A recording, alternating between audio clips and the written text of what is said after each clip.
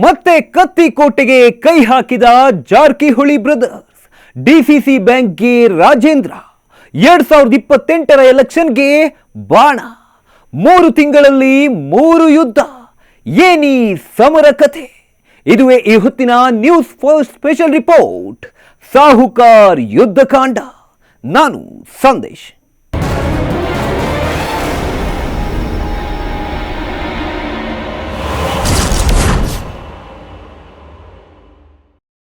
ರಾಜಕೀಯದಲ್ಲಿ ಆಧಿಪತ್ಯ ಸಾಧಿಸಬೇಕು ಅಂತ ಅಂದ್ರೆ ಎದುರಾಳಿಯ ಸಾಮರ್ಥ್ಯ ಏನು, ವೀಕ್ ಪಾಯಿಂಟ್ ಏನು ಅನ್ನೋದನ್ನ ಮೊದಲು ಗೊತ್ತು ಮಾಡ್ಕೊಳ್ಬೇಕು. ಆತನಿಗೆ ಒಬ್ಬ ಸಮರ್ಥ ಎದುರಾಳಿಯನ್ನ ಸೃಷ್ಟಿ ಮಾಡಬೇಕು, ಆ ಮೂಲಕ ಕೆಡ್ಡ ತೋಡಬೇಕು. ಈ ಮಾತನ್ನ ನಾವು ಯಾಕೆ ಹೇಳ್ತಿದ್ದೇವೆ ಅಂದ್ರೆ ಜಾರಕಿಹೊಳಿ ಬ್ರದರ್ಸ್ ಎಸ್ ಬೆಳಗಾವಿ ಜಿಲ್ಲಾ ರಾಜಕೀಯದ ಮೇಲೆ ಇನ್ನಷ್ಟು ಹಿಡಿತ ಸಾಧಿಸೋ ಹಿನ್ನೆಲೆಯಲ್ಲಿ ಮತ್ತೆ ಕತ್ತಿ ವಿರುದ್ಧ ಯುದ್ಧ ಸಾರಿದ್ದಾರೆ. ಆ ಯುದ್ಧ ಹೇಗಿದೆ, ಟಾರ್ಗೆಟ್ 2028ರ ರಹಸ್ಯ ಏನು ಅನ್ನೋದನ್ನ ಹೇಳ್ತೀವಿ ನೋಡಿ. ಮತ್ತೆ ಕತ್ತಿ ಕೋಟೆಗೆ ಕೈ ಹಾಕಿದ ಜಾರಕಿಹೊಳಿ ಬ್ರದರ್ಸ್. ಡಿಸಿಸಿ ಬ್ಯಾಂಕ್ಗೆ ರಾಜೇಂದ್ರ. 2028ರ ಎಲೆಕ್ಷನ್ಗೆ ಬಾಣ. 3 ತಿಂಗಳಲ್ಲಿ 3 ಯುದ್ಧ. ಏನಿ ಸಮರ ಕಥೆ?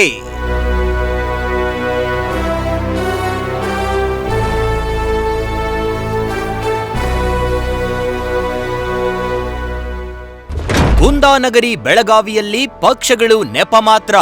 ಅಲ್ಲಿ ಏನಿದ್ರೂ ಕುಟುಂಬಗಳದ್ದೇ ಸಮರ, ಅವರದ್ದೇ ಹೋರಾಟ, ಅವರದ್ದೇ ಸೋಲು ಗೆಲುವಿನ ಲೆಕ್ಕಾಚಾರ. ಇದು ಎಲ್ಲರಿಗೂ ಗೊತ್ತಿರೋ ವಿಚಾರ. ಯಾವ ಕುಟುಂಬದ ಜೊತೆ ಇನ್ಯಾವ ಕುಟುಂಬ ಒಳಗಿಂದೊಳಗೆ ಕೈ ಜೋಡಿಸಿರುತ್ತೆ, ಯಾವ 2 ಕುಟುಂಬಗಳು ಸೇರಿ ಇನ್ಯಾವ ಕುಟುಂಬವನ್ನ ಟಾರ್ಗೆಟ್ ಮಾಡಿ ಯುದ್ಧದ ರಣಕಹಳೆ ಮೊಳಗಿಸಿವೆ ಅನ್ನೋದರ ಮೇಲೆ ಸೋಲು ಗೆಲುವು ನಿರ್ಧಾರವಾಗುತ್ತೆ. ಹಾಗೆ ಕುಂದಾನಗರಿಯು ಕುಟುಂಬಗಳ ಸಮರ ಅನ್ನೋದ್ರಲ್ಲಿಯೂ ಶಾಶ್ವತ ಶತ್ರುಗಳೂ ಇಲ್ಲ, ಶಾಶ್ವತ ಮಿತ್ರರೂ ಇಲ್ಲ. ಯಾಕಂದ್ರೆ ದಶಕದ ಹಿಂದಿನ ಚುನಾವಣೆಯಲ್ಲಿ 2 ಕುಟುಂಬಗಳು ಒಟ್ಟಾಗಿ ಯುದ್ಧದಲ್ಲಿ ಗೆಲುವು ಸಾಧಿಸಿದ್ರೆ ಇನ್ನೊಂದು ಯುದ್ಧದಲ್ಲಿ ಇಬ್ಬರು ಪರಸ್ಪರ ಹೋರಾಡಿರೋ ಎಕ್ಸಾಂಪಲ್ಗಳು ಇವೆ. ಬಟ್ ಏನೇ ಆದ್ರೂ ಬೆಳಗಾವಿ ರಾಜಕೀಯವನ್ನ ನಿರ್ಲಕ್ಷ್ಯ ಮಾಡುವಂತೆ ಇಲ್ಲವೇ ಇಲ್ಲ. ಕಾರಣ ಅಲ್ಲಿ ನಡೆಯೋ ಸಣ್ಣ ಚುನಾವಣೆಗಳು, ಸಣ್ಣ ಪುಟ್ಟ ರಾಜಕೀಯ ಬೆಳವಣಿಗೆಗಳು ನೇರವಾಗಿ ಎಫೆಕ್ಟ್ ಬೀರೋ ಸಾಧ್ಯತೆ ಇರುತ್ತೆ. ಅಷ್ಟಕ್ಕೂ ನಾವು ಬೆಳಗಾವಿ ರಾಜಕೀಯ ಮತ್ತು ಅಲ್ಲಿನ ಕುಟುಂಬಗಳ ಸಮರದ ಬಗ್ಗೆ ಮತ್ಯಾಕೆ ಮಾತಾಡ್ತಿದ್ದೀವಿ ಅಂದ್ರೆ ಕಾರಣ ಮತ್ತೆ ಶುರುವಾಗಿರೋ ಜಾರಕಿಹೊಳಿ ಕತ್ತಿ ಸಮರ.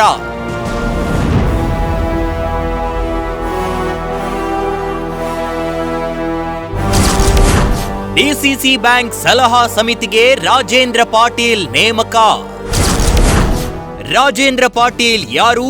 ಕತ್ತಿ ಮೇಲೆ ಬಿಟ್ರ ಇನ್ನೊಂದು ಬಾಣ.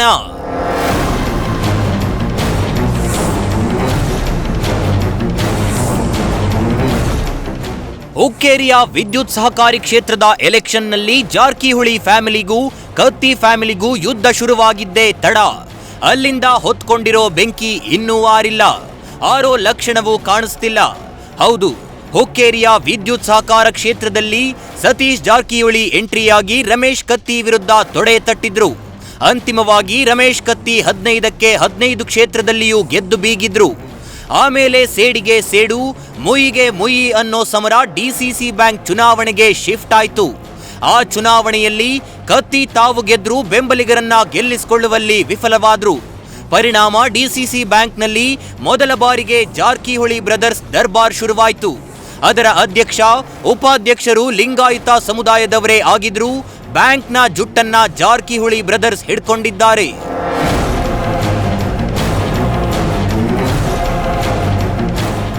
ಇದೀಗ ಕತ್ತಿ ವಿರುದ್ಧ ಸತೀಶ್ ಜಾರಕಿಹೊಳಿ ಮತ್ತೊಂದು ಬಾಣ ಬಿಟ್ಟಿದ್ದಾರೆ. ಅದೇನಂದ್ರೆ ಡಿಸಿಸಿ ಬ್ಯಾಂಕ್ಗೆ ಸಲಹಾ ಸಮಿತಿ ಸದಸ್ಯರಾಗಿ ಹುಕ್ಕೇರಿಯ ರಾಜೇಂದ್ರ ಪಾಟೀಲನ್ನ ನೇಮಕ ಮಾಡಿದ್ದಾರೆ. ರಾಜೇಂದ್ರ ಪಾಟೀಲ್ ಯಾರು ಅಂದ್ರೆ ಡಿಸಿಸಿ ಬ್ಯಾಂಕ್ ಚುನಾವಣೆಯಲ್ಲಿ ಹುಕ್ಕೇರಿ ತಾಲೂಕಿನಿಂದ ಕತ್ತಿ ವಿರುದ್ಧ ಸ್ಪರ್ಧೆ ಮಾಡಿ ಸೋಲು ಕಂಡವರು. ಸಹಕಾರ ಕ್ಷೇತ್ರದಲ್ಲಿ ಸಾಕಷ್ಟು ಅನುಭವ ಇರೋರು, ಹಣಬಲ ಜನಬಲ ಇರೋ ಉತ್ಸಾಹಿತರು. ಅರೆ ರಾಜೇಂದ್ರ ಪಾಟೀಲ್ ನೇಮಕ, ಕತ್ತಿ ವಿರುದ್ಧ ಸಮರ ಹೇಗಾಗುತ್ತೆ ಅನ್ನೋ ಪ್ರಶ್ನೆ ಆನ್ಸರ್ ಮಾಡ್ತಾ ಹೋಗ್ತೀವಿ ನೋಡಿ. ನೇಮಕ ಬಾಣ 1. ಹುಕ್ಕೇರಿಯಲ್ಲಿ ಕತ್ತಿ ವಿರುದ್ಧ ಗಟ್ಟಿ ನಾಯಕನ ಬೆಳೆಸೋದು. ಸದ್ಯ ಬೆಳಗಾವಿ ಜಿಲ್ಲಾ ರಾಜಕೀಯದಲ್ಲಿ ಜಾರಕಿಹೊಳಿ ಫ್ಯಾಮಿಲಿಯ ಹಿಡಿತ ಸ್ಟ್ರಾಂಗ್ ಆಗಿಯೇ ಇದೆ.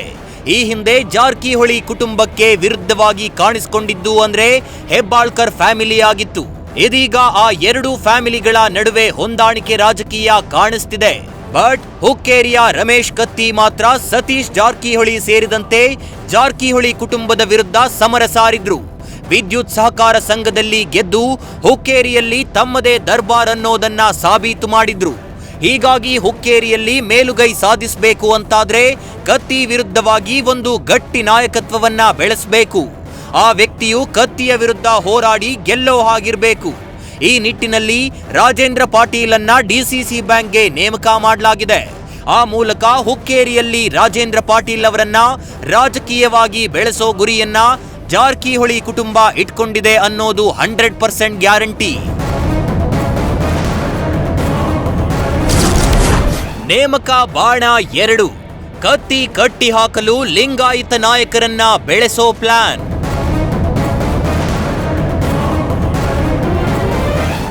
ರಾಜಕೀಯದಲ್ಲಿ ಜಾತಿ ಲೆಕ್ಕಾಚಾರ ತುಂಬಾ ಮಹತ್ವದಾಗಿರುತ್ತೆ. ಎಲ್ಲಿ ಯಾವ ಸಮುದಾಯದ ವೋಟ್ ಬ್ಯಾಂಕ್ ಜಾಸ್ತಿ ಇರುತ್ತೋ ಅಲ್ಲಿ ಆ ಸಮುದಾಯದವರೇ ಬಹುತೇಕ ನಾಯಕರಾಗಿರ್ತಾರೆ. ಅವರ ವಿರುದ್ಧ ಇನ್ನೊಂದು ಸಮುದಾಯದ ನಾಯಕರನ್ನ ಬೆಳೆಸಿ ಕಟ್ಟಿ ಹಾಕೋದಕ್ಕೆ ಸಾಧ್ಯವಿಲ್ಲ. ಎಕ್ಸಾಂಪಲ್ ಆಗಿ ಹೇಳ್ಬೇಕಂದ್ರೆ ಲಿಂಗಾಯತ ಸಮುದಾಯ ಜಾಸ್ತಿ ಇರುವಲ್ಲಿ ಲಿಂಗಾಯತ ನಾಯಕ ಬೆಳೆದಿರ್ತಾನೆ. ಆದ್ರೆ ಆ ನಾಯಕನಿಗೆ ಟಕ್ಕರ್ ಕೊಡಬೇಕು ಅಂತ ಅಹಿಂದ ನಾಯಕನನ್ನ ಬೆಳೆಸೋದಕ್ಕೆ ನೀರು ಗೊಬ್ಬರ ಹಾಕಿದ್ರೆ ಉಪಯೋಗಕ್ಕೆ ಬರೋದಿಲ್ಲ. ಯಾಕಂದ್ರೆ ಮುಳ್ಳನ್ನ ಮುಳ್ಳಿನಿಂದಲೇ ತೆಗೀಬೇಕು ಅಂತಾದ್ರೆ ಆ ಸಮುದಾಯದ ನಾಯಕರನ್ನ ಇಳಿಸಬೇಕು. ರಮೇಶ್ ಕತ್ತಿ ಲಿಂಗಾಯತ ಸಮುದಾಯದ ನಾಯಕರಾಗಿದ್ದಾರೆ. ಕಳೆದ ಡಿಸಿಸಿ ಬ್ಯಾಂಕ್ ಚುನಾವಣೆಯಲ್ಲಿ ಲಿಂಗಾಯತ ಕಾರ್ಡ್ ಪ್ಲೇ ಮಾಡಿದ್ದನ್ನ ನೋಡಿದ್ದೇವೆ. ಹಾಗೆ ಜಾರಕಿಹೊಳಿ ಫ್ಯಾಮಿಲಿ ವಿರುದ್ಧ ಯುದ್ಧಕ್ಕೆ ಲಿಂಗಾಯತ ಅಸ್ತ್ರ ಬಿಟ್ಟಿದ್ರು ಅನ್ನೋದು ಎಲ್ಲರಿಗೂ ಗೊತ್ತಿರೋ ವಿಚಾರ. ಹೀಗಾಗಿ ಕತ್ತಿಯನ್ನ ಕಟ್ಟಿ ಹಾಕಬೇಕು, ಕತ್ತಿಗೆ ಟಕ್ಕರ್ ಕೊಡೋ ನಾಯಕನನ್ನ ಬೆಳೆಸಬೇಕು ಅಂತಾದ್ರೆ ಲಿಂಗಾಯತ ಸಮುದಾಯದ ನಾಯಕನನ್ನೇ ಬೆಳೆಸಬೇಕಾಗಿತ್ತು. ಈ ಹಿನ್ನೆಲೆಯಲ್ಲಿ ರಾಜೇಂದ್ರ ಪಾಟೀಲ್ ಅವರನ್ನ ಡಿಸಿಸಿ ಬ್ಯಾಂಕ್ನ ಸಲಹಾ ಸಮಿತಿ ಸದಸ್ಯರಾಗಿ ನೇಮಕ ಮಾಡಲಾಗಿದೆ. ಇದರಲ್ಲಿ ಜಾರಕಿಹೊಳಿ ಬ್ರದರ್ಸ್ ಸಕ್ಸಸ್ ಆಗ್ತಾರೋ ಇಲ್ವೋ ಅನ್ನೋದಕ್ಕೆ ಕಾಲವೇ ಉತ್ತರ ನೀಡಬೇಕು. ನೇಮಕ ಬಾಣ 3. ಹುಕ್ಕೇರಿ ಮೇಲೆ ರಾಜೇಂದ್ರಗೆ ಇದೆ ಹಿಡಿತ.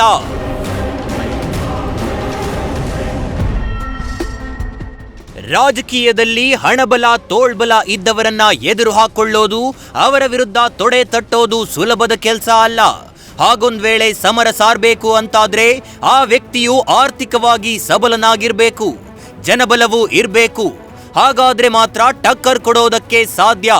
ಈ ವಿಚಾರದಲ್ಲಿ ಕತ್ತಿಗೆ ಟಕ್ಕರ್ ನೀಡೋದಕ್ಕೆ ರಾಜೇಂದ್ರ ಪಾಟೀಲ್ ಸೂಕ್ತ ವ್ಯಕ್ತಿ ಅಂತ ಜಾರಕಿಹೊಳಿ ಬ್ರದರ್ಸ್ ಡಿಸೈಡ್ ಮಾಡಿದಂತೆ ಕಾಣಿಸ್ತಿದೆ. ಹುಕ್ಕೇರಿ ಮೇಲೆ ಕತ್ತಿಗೆ ಇರೋ ಹಿಡಿತ ರಾಜೇಂದ್ರ ಪಾಟೀಲ್ಗೆ ಇಲ್ಲದೆ ಇರಬಹುದು. ಆದ್ರೆ ಸಹಕಾರಿ ಕ್ಷೇತ್ರದಲ್ಲಿ ಧುರೀಣನಾಗಿ ಕಾಣಿಸಿಕೊಂಡಿರೋ ಹಿನ್ನೆಲೆಯಲ್ಲಿ ತಾಲೂಕಿನಾದ್ಯಂತ ಹಿಡಿತವಿದೆ. ಆರ್ಥಿಕವಾಗಿಯೂ ಭಾರಿ ಬಲಿಷ್ಠನಾಗಿರೋ ವ್ಯಕ್ತಿ, ಇಡೀ ಕ್ಷೇತ್ರದಲ್ಲಿ ಚಿರಪರಿಚಿತ ಇರೋ ವ್ಯಕ್ತಿ. ಹೀಗಾಗಿ ಕತ್ತಿ ವಿರುದ್ಧ ಬೆಳೆಯೋದಕ್ಕೆ ಸೂಕ್ತ ವ್ಯಕ್ತಿ ಅನ್ನೋದ್ರಲ್ಲಿ ಡೌಟೇ ಬೇಡ. ಈ ಲೆಕ್ಕಾಚಾರ ಹಾಕೊಂಡು ಜಾರಕಿಹೊಳಿ ಬ್ರದರ್ಸ್ ನೇಮಕದ ಬಾಣವನ್ನ ಬಿಟ್ಟಿರುವಂತೆ ಕಾಣಿಸ್ತಿದೆ. ನೇಮಕ ಬಾಣ 4. ಬೂತ್ ಮಟ್ಟದಿಂದ ಪಕ್ಷ ಸಂಘಟನೆಗೆ ಪ್ಲಾನ್.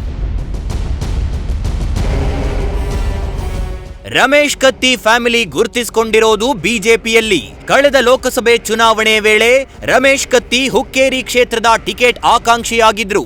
ಆದ್ರೆ ಜೊಲ್ಲೆಗೆ ಟಿಕೆಟ್ ಸಿಕ್ಕಿರೋ ಹಿನ್ನೆಲೆಯಲ್ಲಿ ಕತ್ತಿಗೆ ಮಿಸ್ ಆಗಿತ್ತು. ಇನ್ನು ಡಿಸಿಸಿ ಬ್ಯಾಂಕ್ ಚುನಾವಣೆಯಲ್ಲಿ ಕತ್ತಿ ವಿರುದ್ಧ ಸೋತಿರೋ ರಾಜೇಂದ್ರ ಕಾಂಗ್ರೆಸ್ನಲ್ಲಿ ಗುರುತಿಸಿಕೊಂಡಿದ್ದಾರೆ. ಲೋಕೋಪಯೋಗಿ ಸಚಿವ ಸತೀಶ್ ಜಾರಕಿಹೊಳಿಗೆ ಆತ್ಮೀಯರಾಗಿದ್ದಾರೆ. ಹೀಗಾಗಿ ಭವಿಷ್ಯವನ್ನ ಟಾರ್ಗೆಟ್ ಆಗಿ ಇಟ್ಕೊಂಡು ಕತ್ತಿಗೆ ತಿರುಗೇಟು ನೀಡೋ ಹಿನ್ನೆಲೆಯಲ್ಲಿ ಬೂತ್ ಮಟ್ಟದಲ್ಲಿ ಪಕ್ಷ ಸಂಘಟನೆ ಮಾಡೋದಕ್ಕೆ ಪ್ಲಾನ್ ಮಾಡಿದ್ದಾರೆ.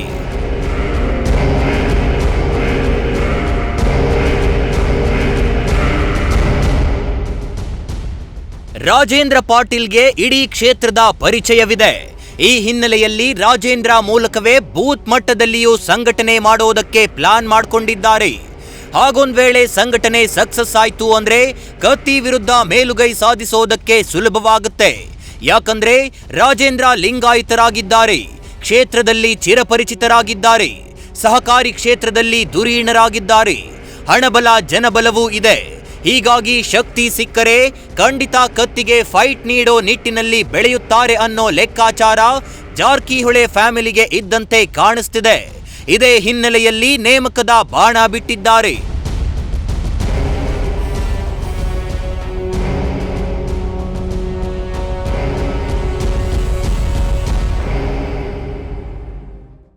ರಾಜಕೀಯದಲ್ಲಿ ಶತ್ರುಗಳು ಇರಬೇಕು. ಆ ಶತ್ರುಗಳನ್ನ ಹೇಗೆ ಎದುರಿಸ್ತಾರೆ ಅನ್ನೋದರ ಮೇಲೆ ಅವರ ಯಶಸ್ಸು ನಿಂತಿರುತ್ತೆ. ಆದರೆ ಭವಿಷ್ಯದಲ್ಲಿ ದೊಡ್ಡ ಪ್ರಮಾಣದಲ್ಲಿ ನಿರ್ಮಾಣವಾಗೋ ಶತ್ರುವನ್ನ ಚಿಗುರಿನಲ್ಲಿಯೇ ಚಿವುಟಿ ಹಾಕೋದು ರಾಜಕಾರಣಿಗಳ ಬುದ್ಧಿವಂತಿಕೆ. ಅಷ್ಟಕ್ಕೂ ನಾವಿ ಮಾತು ಹೇಳೋದಕ್ಕೆ ಕಾರಣ ಜಾರಕಿಹೊಳಿ ಮತ್ತು ಕತ್ತಿ ಸಮರ. ಅಷ್ಟಕ್ಕೂ ಜಾರಕಿಹೊಳಿ ಕುಟುಂಬದ ಪ್ಲಾನ್ ಏನು, ಕತ್ತಿ ತಿರುಮಂತ್ರ ಏನಿರುತ್ತೆ ಅನ್ನೋದನ್ನ ಹೇಳ್ತೀವಿ ಈ ರಿಪೋರ್ಟ್ನಲ್ಲಿ.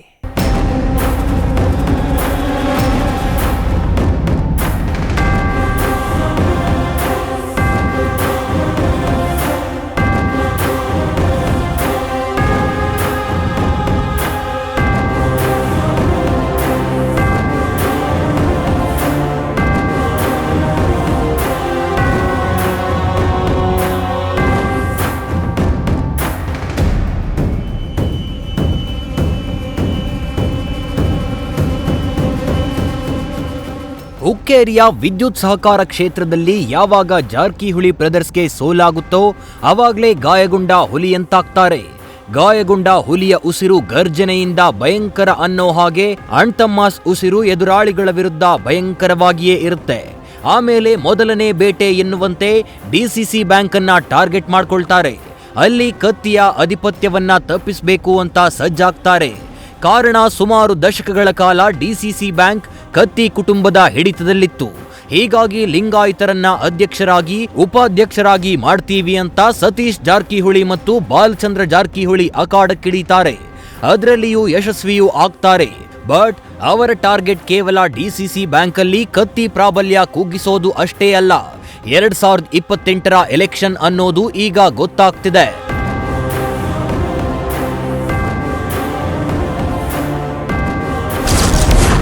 ನೇಮಕ ಬಾಣ 5, ರಾಜೇಂದ್ರಗೂ ಕತ್ತಿಗೂ ಹಾವು ಮುಂಗುಸಿ ವೈರತ್ವ.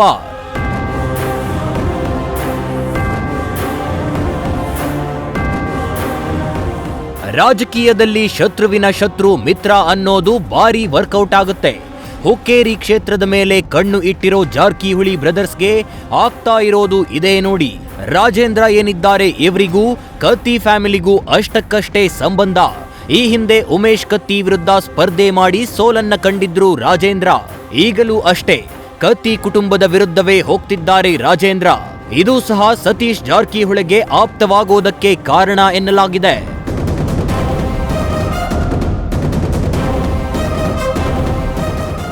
ಯಾವುದೇ ಒಬ್ಬ ಬಲಿಷ್ಠ ನಾಯಕರನ್ನ ರಾಜಕೀಯವಾಗಿ ಹೊಡೆಯಬೇಕು, ರಾಜಕೀಯವಾಗಿ ಟಾರ್ಗೆಟ್ ಮಾಡಬೇಕು ಅಂತಾದ್ರೆ ಮತ್ತೊಬ್ಬ ಬಲಿಷ್ಠ ನಾಯಕನನ್ನೇ ಅಖಾಡಕ್ಕಿಳಿಸಬೇಕು.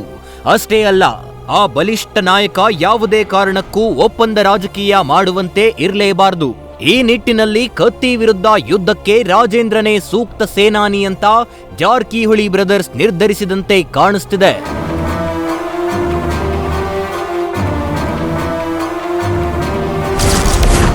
ನೇಮಕ ಬಾಣ 6, 2028ರ ಎಲೆಕ್ಷನ್ಗೆ ಕತ್ತಿ ಟಾರ್ಗೆಟ್, ಈಗ್ಲೇ ಅಡಿಪಾಯ.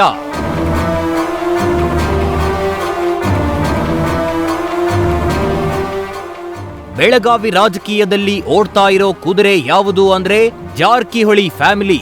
ಈ ಕುಟುಂಬಕ್ಕೆ ಕಳೆದ ಚುನಾವಣೆ ವೇಳೆ ಜೊಲ್ಲೆ ಮತ್ತು ಹೆಬ್ಬಾಳ್ಕರ್ ಕುಟುಂಬದ ಜೊತೆ ವೈರತ್ವ ಇತ್ತು. ಹಾಗಂತ ಯಾರು ಬಹಿರಂಗವಾಗಿ ಹೇಳ್ಕೊಂಡಿಲ್ಲ. ಬಟ್ ಬೆಳಗಾವಿ ರಾಜಕೀಯದ ಮೇಲೆ ಕಣ್ಣಿಟ್ಟವರಿಗೆ ಎಲ್ಲವೂ ಗೊತ್ತಿತ್ತು. ಬಟ್ ಚುನಾವಣೆಯಾಗಿ ಡಿಸಿಸಿ ಬ್ಯಾಂಕ್ ಎಲೆಕ್ಷನ್ ಬರ್ತಾ ಇದ್ದಂತೆ ಜೊಲ್ಲೆ ಕುಟುಂಬ ಮತ್ತು ಹೆಬ್ಬಾಳ್ಕರ್ ಕುಟುಂಬ ಇಬ್ಬರು ಜಾರಕಿಹೊಳಿ ಕುಟುಂಬದ ಜೊತೆ ಕಾಣಿಸಿಕೊಂಡ್ರು. ಹೀಗಾಗಿ ಸದ್ಯ ಜಾರಕಿಹೊಳಿ ಕುಟುಂಬಕ್ಕೆ ವಿರುದ್ಧವಾಗಿ ಇರೋರು ಯಾರು ಅಂತ ನೋಡ್ತಾ ಹೋದ್ರೆ ಕಾಣಿಸೋದು ಕತ್ತಿ ಮತ್ತು ಸವದಿ ಕುಟುಂಬಗಳು ಮಾತ್ರ. ಇದೇ ಕಾರಣಕ್ಕೆ ಇವರಿಬ್ಬರನ್ನ ಜಾರಕಿಹೊಳಿ ಬ್ರದರ್ಸ್ ಟಾರ್ಗೆಟ್ ಮಾಡಿದಂತೆ ಕಾಣಿಸ್ತಿದೆ.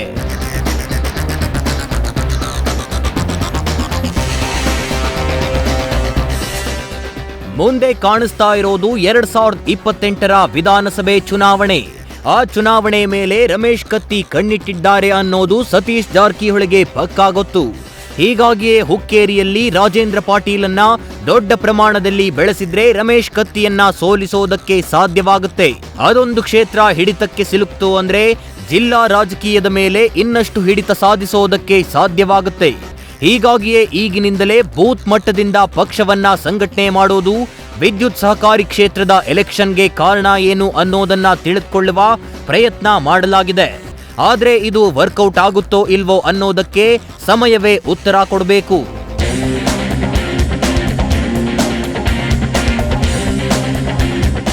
ಹುಕ್ಕೇರಿ ಭಾಗದಲ್ಲಿ ಕತ್ತಿ ಫ್ಯಾಮಿಲಿಯ ಪ್ರಭಾವ ದೊಡ್ಡ ಪ್ರಮಾಣದಲ್ಲಿಯೇ ಇದೆ.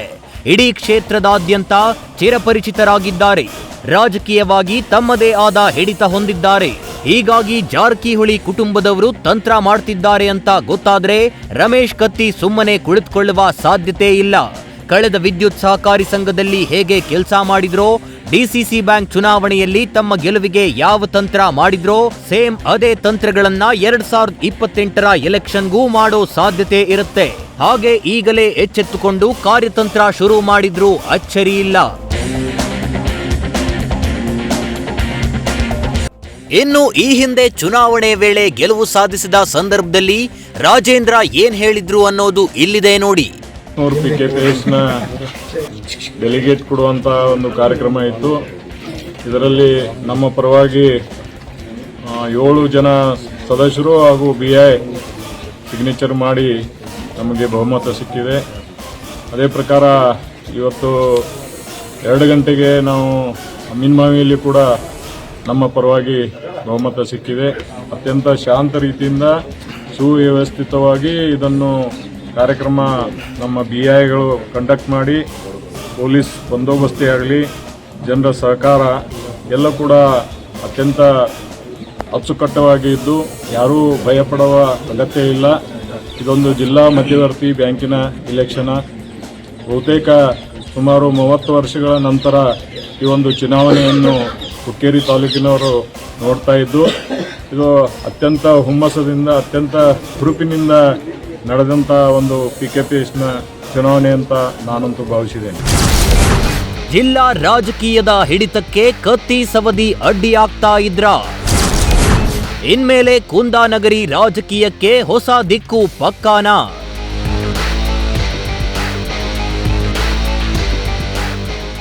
ಬೆಳಗಾವಿ ರಾಜಕೀಯವನ್ನ ಇಡೀ ರಾಜ್ಯ ನೋಡ್ತಾ ಇರುತ್ತೆ. ವಿಧಾನಸೌಧದ ಗದ್ದುಗೆ ಮೇಲೆ ಕುಳಿತವರು ತಮ್ಮ ಕಣ್ಣು ಕಿವಿ ಮೂಗನ್ನು ಬೆಳಗಾವಿಯಲ್ಲಿ ಆಗ್ತಿರೋ ಸಣ್ಣ ಪುಟ್ಟ ರಾಜಕೀಯ ಬೆಳವಣಿಗೆಗಳ ಮೇಲೆ ಇಟ್ಟಿರ್ತಾರೆ.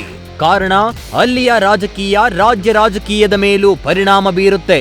ಇನ್ನು ಬೆಳಗಾವಿ ಜಿಲ್ಲಾ ರಾಜಕೀಯದ ಮೇಲೆ ಯಾವ ಕುಟುಂಬದವರು ಹಿಡಿತ ಸಾಧಿಸಿರ್ತಾರೋ ಅವರೇ ರಾಜ್ಯ ರಾಜಕೀಯದ ಮೇಲೂ ಪರಿಣಾಮ ಬೀರ್ತಾರೆ.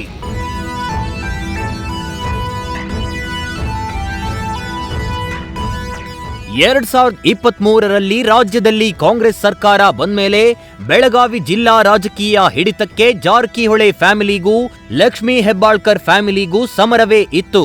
ಹೀಗಾಗಿ ಜಿಲ್ಲಾ ಉಸ್ತುವಾರಿ ಸ್ಥಾನಕ್ಕೆ ಲಕ್ಷ್ಮೀ ಹೆಬ್ಬಾಳ್ಕರ್ ಪ್ರಯತ್ನ ನಡೆಸಿದ್ರು.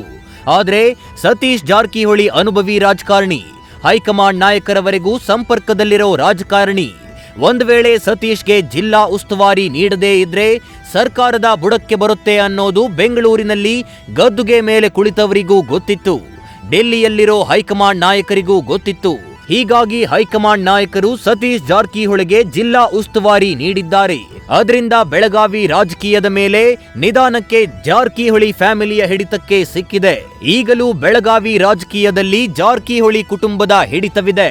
ಸಹೋದರರು ಬೇರೆ ಬೇರೆ ಪಕ್ಷದಲ್ಲಿದ್ರು ಕುಟುಂಬದ ವಿಚಾರ ಬಂದಾಗ, ಬ್ಯಾಂಕ್ಗಳ ಚುನಾವಣೆ ಬಂದಾಗ ಎಲ್ಲರೂ ಒಂದಾಗಿ ಬಿಡ್ತಾರೆ. ಅದುವೇ ಜಾರಕಿಹೊಳಿ ಕುಟುಂಬದ ಪ್ಲಸ್ ಪಾಯಿಂಟ್.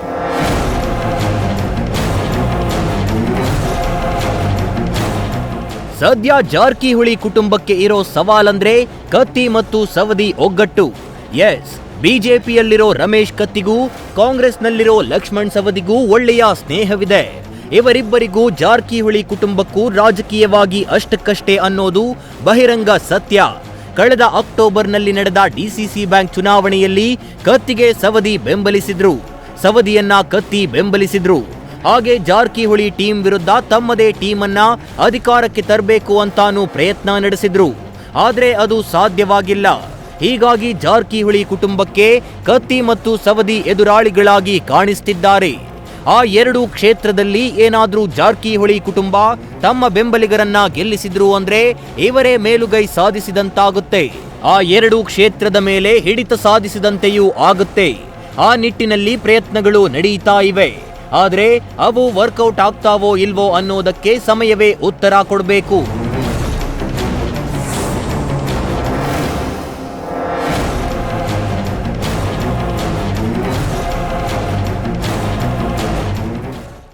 ರಾಜಕೀಯದಲ್ಲಿ ಎಲ್ಲವೂ ಅಂದುಕೊಂಡಂತೆ ನಡೆಯುತ್ತೆ ಅಂತ ಹೇಳೋದಕ್ಕೆ ಸಾಧ್ಯವೇ ಇಲ್ಲ.